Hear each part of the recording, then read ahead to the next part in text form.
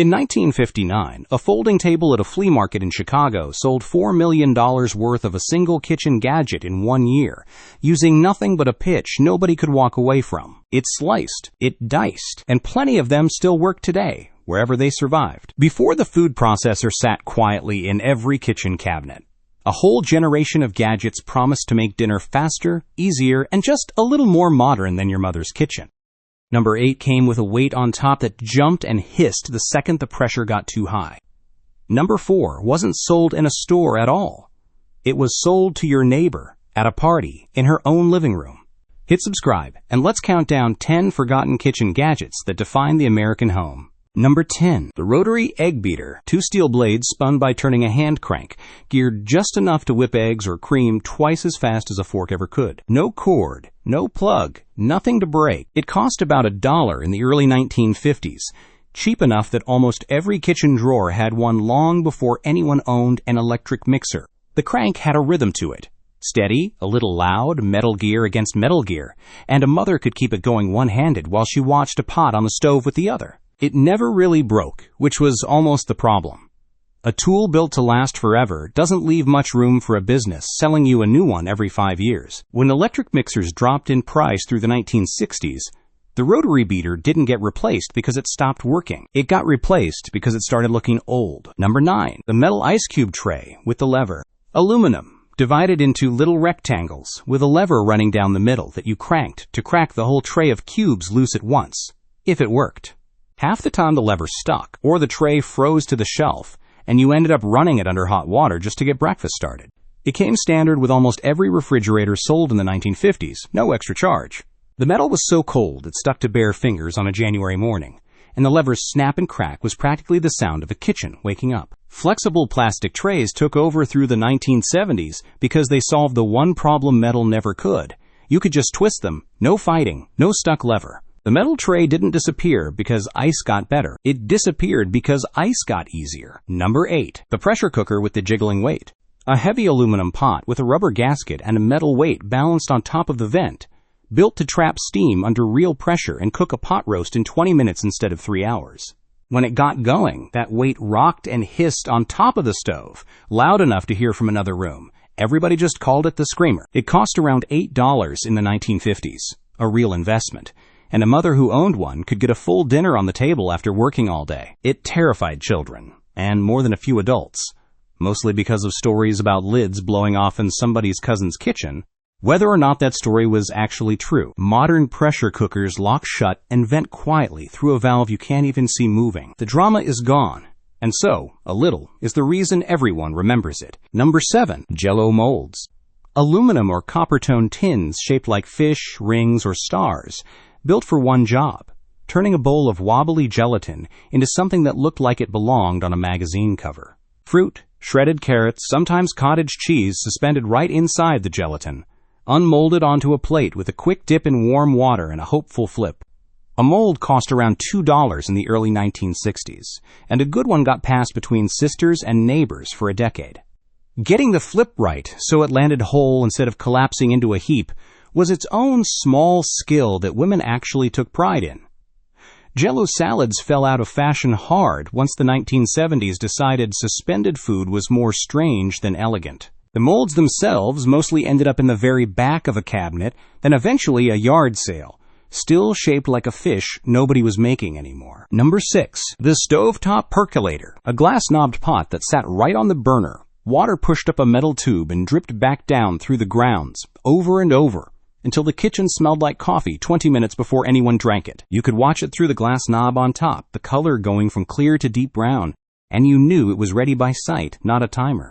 It cost about $6 in the 1950s, and sat on the stove of almost every American kitchen, humble and permanent as the sink. The sound of it, that steady perk, perk, perk, was the actual soundtrack of a Sunday morning in half the houses in the country. Mr. Coffee arrived in 1972, promising drip coffee without the guesswork, and it was better coffee by almost any measure. It just never had a sound you could recognize from another room. Number 5. The veg-o-matic. Introducing veg-o-matic, the newest in food appliances. A plastic and steel gadget clamped to the counter, built to push a potato or an onion down through a grid of blades and turn it into perfect slices or a small pile of dice in about 2 seconds. It cost under $10 through mail order in the late 1960s, sold almost entirely through late-night television pitches that promised it sliced, it diced, and it would never need sharpening. Kitchens that had never owned a gadget bought this one because the pitch made it feel less like a purchase and more like a discovery. The blades dulled faster than promised,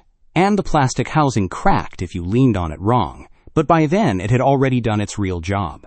It proved you could sell a kitchen tool through a television screen instead of a store shelf. Food processors eventually did the same slicing with a motor instead of a hand, and did it better, but nothing about a food processor was ever a performance. Here's the part that isn't really about kitchen tools. Before the veg-o-matic, appliances were sold in stores, by clerks, to people who walked in already looking for one. A young pitchman named Ron Popeil changed that from a folding table at a Chicago flea market, then again on local television, selling kitchen gadgets directly into people's living rooms, with the script built entirely around urgency and repetition. The phrase, "but wait, there's more," wasn't a joke yet. It was a real, tested sales technique, repeated because it worked. By the late 1960s, this kind of direct pitch was selling millions of dollars in gadgets a year to people who had never once thought about buying one, until the moment the television told them to. It didn't just sell slicers. It invented the entire language of the infomercial. The same ones still running on cable at 2 a.m. today, selling something slightly different, pitched exactly the same way. Number 4. Tupperware. Lightweight plastic containers with a lid that burped, pressed down at the center to push the air out and seal in freshness, a small, satisfying sound that meant it worked. A starter set cost around $3 in the early 1950s, but you rarely bought it in a store. Tupperware was sold almost entirely at parties, hosted by a neighbor in her own living room, where a company representative demonstrated the burp seal and the unbreakable plastic to a room full of women who left with an order form and a small commission for the host. For a lot of women in the 1950s, hosting these parties was one of the only paths to income of their own, entirely outside a traditional job. The container survived. The party and the small economy built around it mostly didn't. It got replaced by the same aisle at the same store everyone was already walking through anyway. Number 3. The Sunbeam Mixmaster. A heavy chrome stand mixer with 2 beaters and a bowl that spun automatically underneath them, built to knead bread dough and whip egg whites without a single minute of hand cramping. It cost around $30 in the 1950s, expensive enough that it usually showed up as a wedding gift rather than something you bought for yourself. The motor had real weight and real hum to it, nothing like the thin whine of a hand mixer, and a mother baking on a Saturday could be heard working from another room. Owning one said something about a household, that there was room in the budget for a tool that did one job extremely well instead of 5 jobs adequately. Newer stand mixers still exist, and still cost real money, but the specific chrome and glass bowl silhouette, the one that sat on every counter in every catalog photo of the era, belongs entirely to that decade now. Number 2. The electric skillet, a wide, flat frying pan with its own thermostat control built into a detachable cord, meaning it could cook a full meal and then get set right in the middle of the dinner table, still working, still warm. It cost around $20 in the 1960s, and it changed where dinner actually happened. The cook could keep frying chicken or simmering a stew while sitting down with everyone else, instead of standing at a stove in another room. The dial let you hold an exact temperature better than most stovetops of the era could manage, which made it genuinely better at some jobs, not just more convenient. It showed up at potlucks, at card tables, at Thanksgiving when the oven ran out of room. Once stovetops got more reliable and kitchens got more open, cooking at the table stopped feeling necessary. The skillet didn't get worse. The kitchen just stopped needing to leave itself. Number 1. The chrome pop-up toaster. 2 slots, a lever, a chrome body you could almost see your own reflection in if you leaned close enough while you waited. No digital timer, no dial with numbers on it half the time. You just watched, and pulled the lever up early if it was browning too fast, and everybody in the house developed their own exact sense of how long their toast actually needed.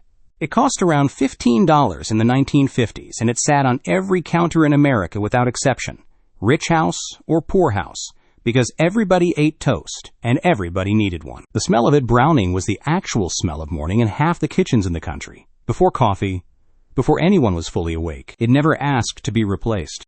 Toasters today do the same job. Chrome swapped for plastic, lever swapped sometimes for a digital display. But the specific weight of that lever clicking down, and the small thrill of guessing right when it popped, belongs to a toaster that doesn't get made anymore. 10 gadgets, and every single one of them was really about the same thing. A mother or a father trying to make a house run a little smoother.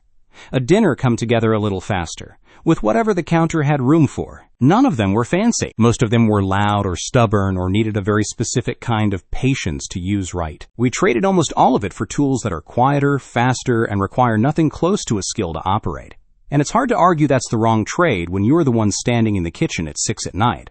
But maybe there's one of these still sitting in a drawer at your parents' house, half forgotten, still technically working. Maybe you can still hear the exact sound yours made. Whatever it was, that's the part no kitchen gets to keep anymore.